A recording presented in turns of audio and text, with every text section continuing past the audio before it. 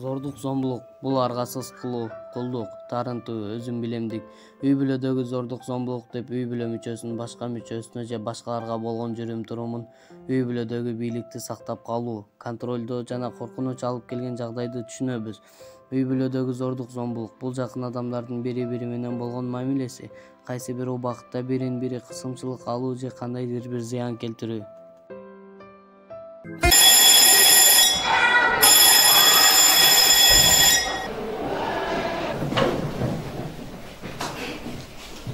Саламатсыздар окуучулар. Саламатсыздар. Отуруңар. Дептериңерди алып чыккыла. Бүгүнкү тема кайталоо. Берген тапшырмаларды сурайм.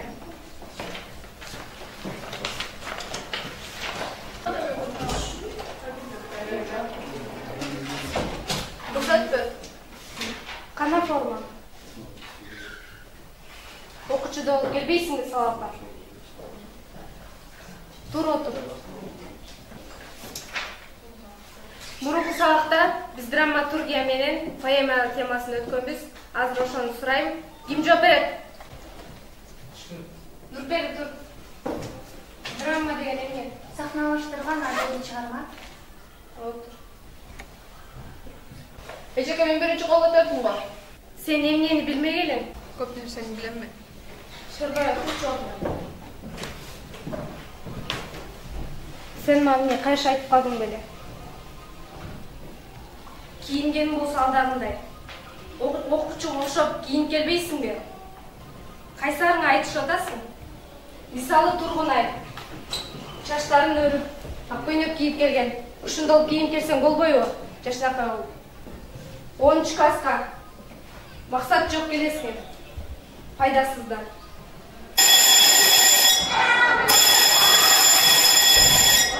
Тургунай өзүнчө эле акылдуу көрсөтүп койду го, же бул? Өзүнөн эле эч жок, баягы күндөр өздөрү келбедир ошондо. Өзүм чек алган да. Эчекелер өзү билем, өзү кызган кетип коштойт.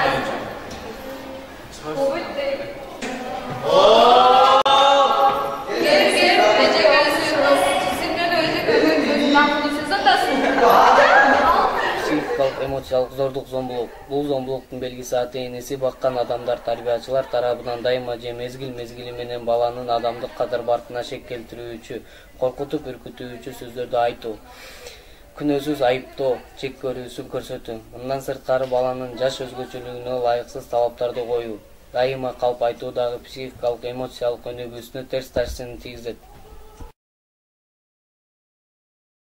I'm OG, y'all new to the game.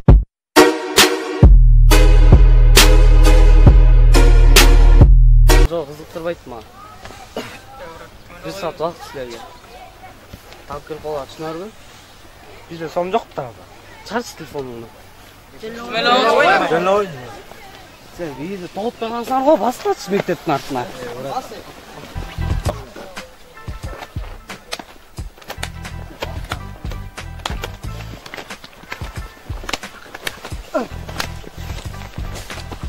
Жап.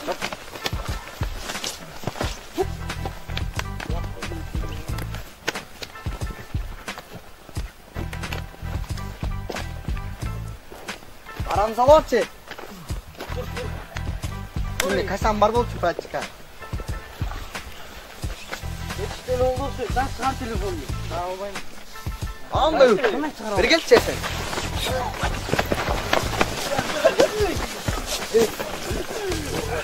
Амбал болду я.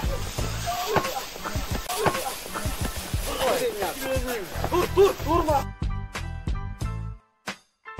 Чыгар телефонду. Чыгарма болду. Аке телефон берчи практика. Чыгар телефонду. Чыгар телефонду. Чыгар. Чыгар. Алар. Что я телефон? Сен силерде жок телефон. Я. Короче, бир саат убакыт силерге. Не телефонуңар ломбардка кеткен калып атасыңар эмне? Бир саат убакыт силерге, түшүнөрбү? Өй.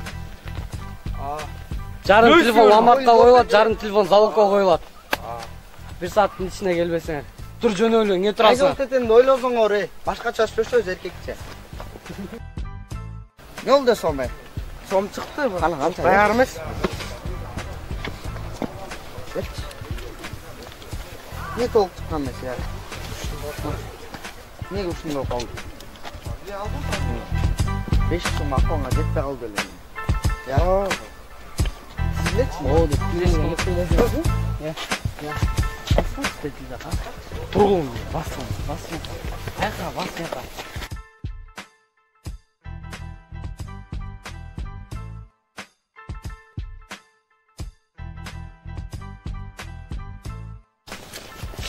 Зилиңлен ал. Башкасы сөз уктаганлар беле, я. Сурай бергенге жооп бер, ооба деп. Силерден адашпай элесиңерби? Сүйлөйсүңөрбү? Я, тиге жутолңарбы, я. Я. Тиге жутолңар, я. Тиге жутолңар. Я. Жутолңар. Тур була беле. Тур кайта. Турайын. Тур. Бирок силер түшүнөсүңөр да бизди. Кээ бирки балдар урулукка чейин барып атышат, брат. Силердин башыңар өткөн нерселерди биз каалабайбыз, брат. О, кылганыңар болбойт, брат. Биздин балдар силердин башыңардан өткөнүңөрдү биз көргүбүз келбейт. Бизде канча деген жамандыктар да болду. Ушун айынан көптөгөн досторубуз дагы эметип. Брат, баары ушинтип андай болбойт, силердин башыңардан өткөнүңөрдү биз да көргүбүз келбейт.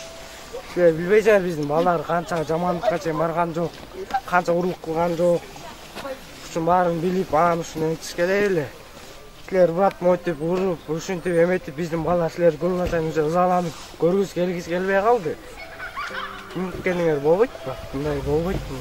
Мындай жамандыктарды биздин башыбыздан курутпой эле койсоңор болмок. Айтпайм болду. Бары бергилечи.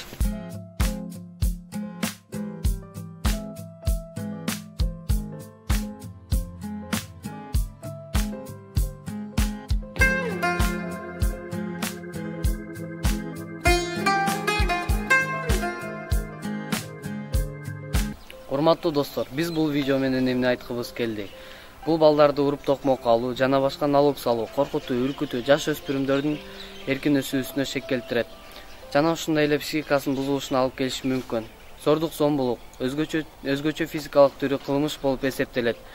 Келгиле, ошондуктан жаш өспүрүмдөрдүн жана өзүбүздүн жашообузга зыян келтирбөө үчүн бул нерсени токтотууга аракет кылалы.